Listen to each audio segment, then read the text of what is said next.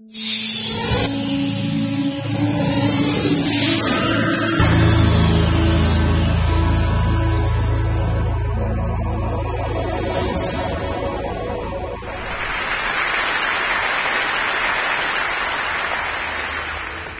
afternoon. There's a medical revolution happening all around us, and it's one that's going to help us conquer some of society's most dreaded conditions, including cancer. And the revolution is called angiogenesis, and it's based on the process that our bodies use to grow blood vessels. So why should we care about blood vessels? Well, the human body is literally packed with them, 60,000 miles worth in a typical adult. End to end, that would form a line that would circle the earth twice. The smallest blood vessels are called capillaries. We've got 19 billion of them in our bodies. And these are the vessels of life. And as I'll show you, they can also be the vessels of death. Now, the remarkable thing about blood vessels is that they have this ability to adapt to whatever environment they're growing in. For example, in the liver, they form channels to detoxify the blood. In the lung, they line air sacs for gas exchange. In muscle, they corkscrew so that muscles can contract without cutting off circulation. And in nerves, they course along like power lines, keeping those nerves alive. And we get most of these blood vessels when we're actually still in the womb. And what that means is that as adults, blood vessels don't normally grow, except in a few special circumstances. In women, blood vessels grow every month to build the lining of the uterus. During pregnancy, they form the placenta, which connects mom and baby. And after injury, blood vessels actually have to grow under the scab in order to heal a wound. And this is actually what it looks like, hundreds of blood vessels all growing towards the center of the wound. So the body has the ability to regulate the amount of blood vessels that are present at any given time. And it does this through an elaborate and elegant system of checks and balances, stimulators and inhibitors of angiogenesis, such that when we need a brief burst of blood vessels, the body can do this by releasing stimulators, proteins called angiogenic factors, that act as natural fertilizer and stimulate new blood vessels to sprout. And when those excess vessels are no longer needed, the body prunes them back to baseline using naturally occurring inhibitors of angiogenesis. Now, there are other situations where we start beneath the baseline and we need to grow more blood vessels just to get back to normal levels, for example, after an injury. And the body can do that too, but only to that normal level, that set point. But what we now know is that for a number of diseases, there are defects in the system where the body can't prune back extra blood vessels or can't grow enough new ones in the right place at the right time. And in these situations, angiogenesis is out of balance. And when angiogenesis is out of balance, a myriad of diseases result. For example, insufficient angiogenesis, not enough blood vessels, leads to wounds that don't heal, heart attacks, legs without circulation, death from stroke, nerve damage.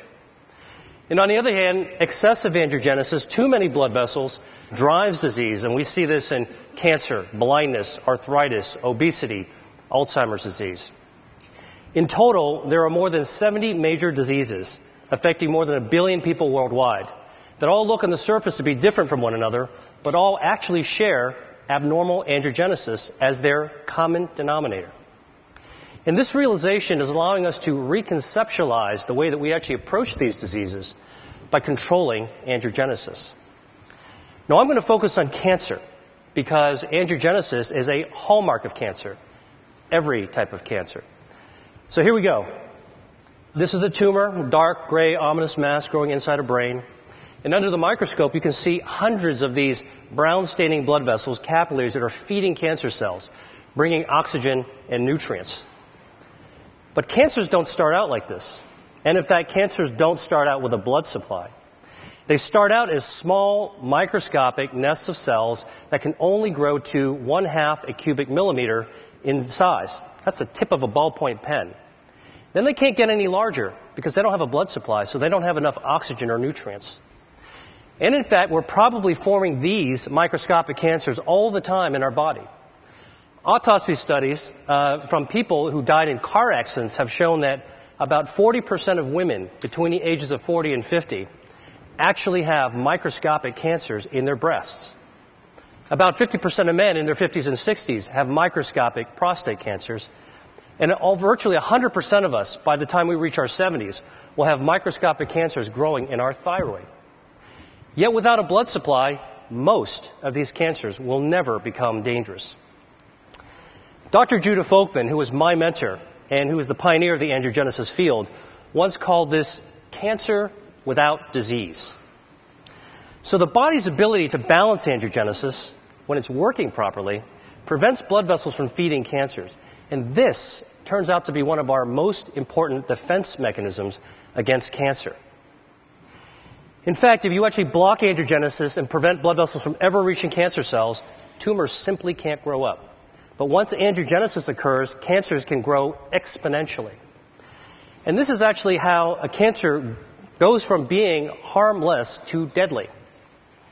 Cancer cells mutate, and they gain the ability to release lots of those angiogenic factors, natural fertilizer, that tip the balance in favor of blood vessels invading the cancer. And once those vessels invade the cancer, it can expand, it can invade local tissues, and the same vessels that are feeding tumors allow cancer cells to exit into the circulation as metastases. And unfortunately, this late stage of cancer is the one at which it's most likely to be diagnosed, when angiogenesis is already turned on and cancer cells are growing like wild. So, if angiogenesis is a tipping point between a harmless cancer and a harmful one, then one major part of the angiogenesis revolution is a new approach to treating cancer by cutting off the blood supply. We call this anti-angiogenic therapy, and it's completely different from chemotherapy because it selectively aims at the blood vessels that are feeding the cancers. And we can do this because tumor blood vessels are unlike normal healthy vessels we see in other places of the body. They're abnormal, they're very poorly constructed, and because of that, they're highly vulnerable to treatments that target them. And in fact, when we give cancer patients anti-angiogenic therapy, here, an experimental drug for a glioma, which is a type of a brain tumor, you can see that there are dramatic changes that occur when the tumor is being starved. Here's a woman with a breast cancer being treated with the anti-angiogenic drug called Avastin, which is FDA approved, and you can see that the halo of blood flow disappears after treatment.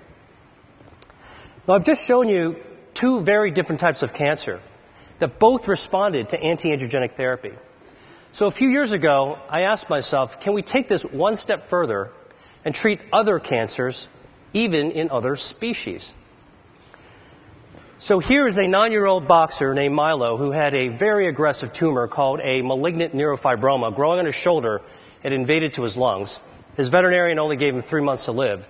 So we created a cocktail of anti-angiogenic drugs that could be mixed into his dog food, as well as an anti-angiogenic cream that could be applied on the surface of the tumor. And within a few weeks of treatment, we were able to slow down that cancer's growth such that we were ultimately able to extend Milo's survival to 6 times what the veterinarian had initially predicted, all with a very good quality of life. And we've subsequently treated more than 600 dogs. We have about a 60% response rate and improved survival for these pets that were about to be euthanized. So let me show you a couple of even more interesting examples. This is a 20-year-old dolphin living in Florida, and she had these lesions in her mouth that, over the course of 3 years, developed into invasive squamous cell cancers. So we created an anti-angiogenic paste. We had it painted on top of the cancer 3 times a week, and over the course of 7 months, the cancers completely disappeared, and the biopsies came back as normal. Here's a cancer growing on the lip of a quarter horse named Guinness. It's a very, very deadly type of cancer called an angiosarcoma, had already spread to his lymph nodes. So we used the anti-angiogenic skin cream for the lip and the oral cocktail so we could treat from the inside as well as the outside. And over the course of 6 months, he experienced a complete remission. And here he is 6 years later, Guinness, with his very happy owner. Now, obviously, anti-angiogenic therapy could be used for a wide range of cancers. And in fact, the first pioneering treatments for people as well as dogs are already becoming available. There's 12 different drugs, 11 different cancer types. But the real question is, how well do these work in practice? So here is actually the patient survival data from 8 different types of cancer. And the bars represent survival time taken from the era in which there was only chemotherapy or surgery or radiation available. But starting in 2004, when anti-angiogenic therapies first became available, you can see that there has been a 70 to 100% improvement in survival for people with kidney cancer, multiple myeloma, colorectal cancer, and gastrointestinal stromal tumors. That's impressive. But for other tumors and cancer types, the improvements have only been modest. So I started asking myself, why haven't we been able to do better? And the answer to me is obvious. We're treating cancer too late in the game, when it's already established and oftentimes it's already spread or metastasized. And as a doctor, I know that once a disease progresses to an advanced stage, achieving a cure can be difficult, if not impossible.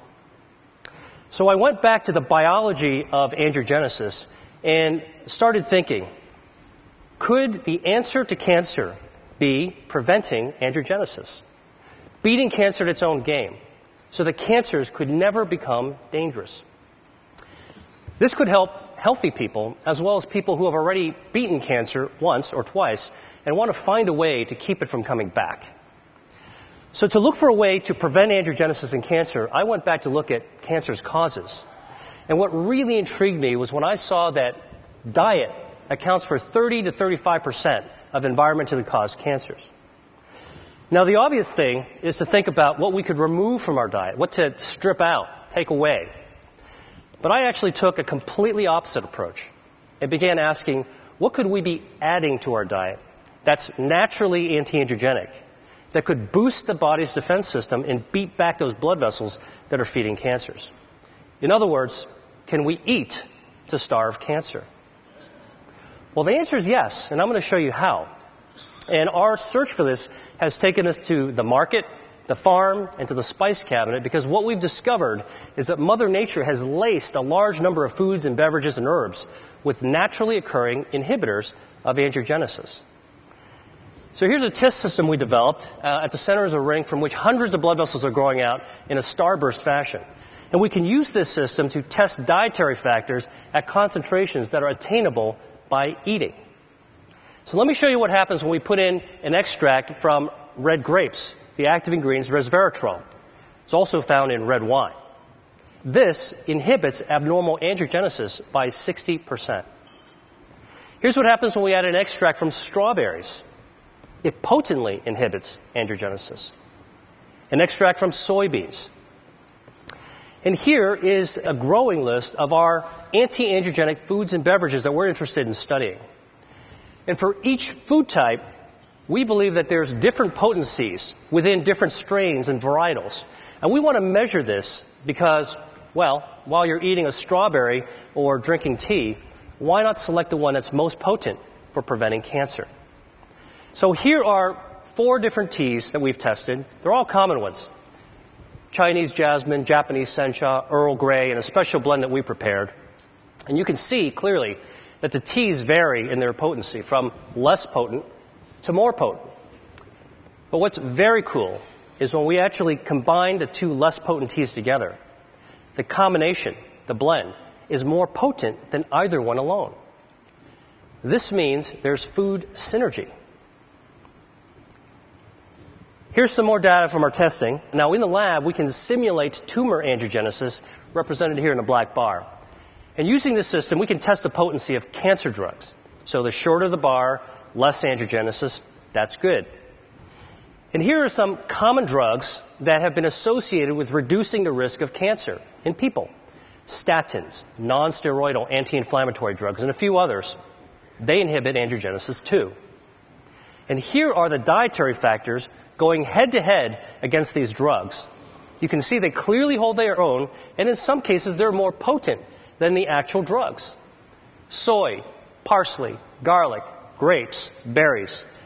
I could go home and cook a tasty meal using these ingredients.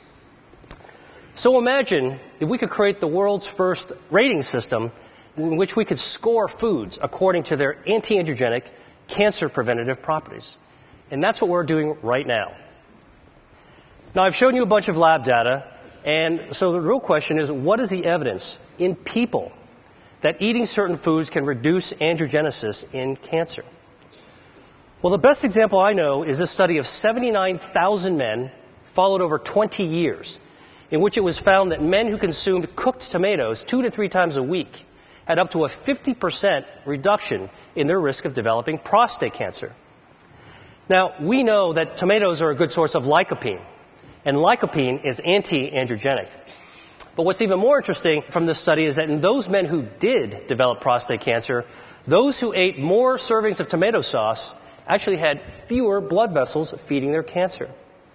So this human study is a prime example of how anti-angiogenic substances present in food and consumed in practical levels can impact on cancer. And we're now studying the role of a healthy diet with Dean Ornish at UCSF and Tufts University on the role of this healthy diet on markers of angiogenesis that we can find in the bloodstream. Now, obviously, what I've shared with you has some far-ranging implications even beyond cancer research, because if we're right, it could impact on consumer education, food services, public health, and even the insurance industry. And in fact, some insurance companies are already beginning to think along these lines. Check out this ad from Blue Cross Blue Shield of Minnesota. And for many people around the world, dietary cancer prevention may be the only practical solution, because not everybody can afford expensive end-stage cancer treatments, but everybody could benefit from a healthy diet based on local, sustainable, anti-angiogenic crops. Now, finally, I've talked to you about food, and I've talked to you about cancer, so there's just one more disease that I have to tell you about, and that's obesity. Because it turns out that adipose tissue, fat, is highly angiogenesis dependent. And like a tumor, fat grows when blood vessels grow. So the question is, can we shrink fat by cutting off its blood supply? So the top curve shows the body weight of a genetically obese mouse that eats nonstop until it turns fat like this furry tennis ball. And the bottom curve is the weight of a normal mouse. If you take the obese mouse and give it an angiogenesis inhibitor, it loses weight. Stop the treatment, gains the weight back. Restart the treatment, loses the weight again. Stop the treatment, gains the weight back. And in fact, you can cycle the weight up and down simply by inhibiting angiogenesis. So this approach that we're taking for cancer prevention may also have an application for obesity. The really, truly interesting thing about this is that we can't take these obese mice and make them lose more weight than what the normal mouse's weight is supposed to be. In other words, we can't create supermodel mice. And this speaks to the role of angiogenesis in regulating healthy set points.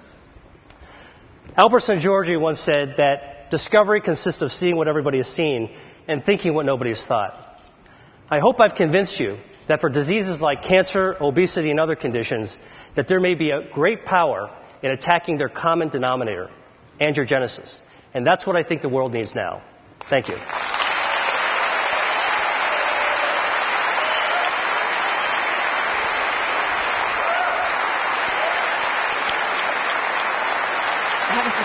So these drugs aren't exactly, they're not exactly in mainstream cancer treatments right now. For anyone out here who has cancer, what would you recommend? Do you recommend pursuing these treatments now for most cancer patients? So there are anti-angiogenic treatments that are FDA approved. And if you're a cancer patient or working with or advocating for one, you should ask it. And there are many clinical trials. The Angiogenesis Foundation is following almost 300 companies. And there's about 100 more drugs that are in the pipeline. So consider the approved ones, look for clinical trials. But then between what the doctor can do for you, we need to start asking, what can we do for ourselves? And this is one of the themes that I'm talking about, is we can empower ourselves to do the things that doctors can't do for us, which is to use knowledge and take action. And if Mother Nature has given us some clues, we think that there might be a new future in the value of how we eat. And what we eat is really our